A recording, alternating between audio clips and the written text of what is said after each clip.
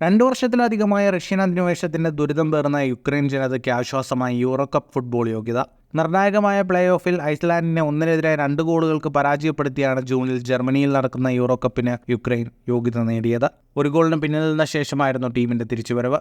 യുദ്ധത്തിനിടയിലും ഒരു ജനത ഇവിടെയുണ്ടെന്ന് വിളിച്ചു പറയുകയാണ് ഫുട്ബോളിലൂടെ യുക്രൈൻ എന്ന രാജ്യം. ജൂൺ 17 മ്യൂണിക്കിൽ റുമേനിയയ്ക്കെതിരെയാണ് യൂറോ കപ്പിൽ യുക്രൈൻ്റെ ആദ്യ മത്സരം. ബെൽജിയം, സ്ലോവാക്യ, റുമേനിയ തുടങ്ങിയ ടീമുകളാണ് ഗ്രൂപ്പിലുള്ളത്. യൂറോ കപ്പിൽ രാജ്യത്തിൻ്റെ തുടർച്ചയായ 4ാം യോഗ്യതയാണിത്. യുദ്ധക്കെടുതിയിൽ മറ്റ് രാജ്യങ്ങളിൽ ഹോം മത്സരങ്ങൾ കളിച്ചാണ് യോഗ്യത നേടിയത് എന്ന പ്രത്യേകത കൂടിയുണ്ട്.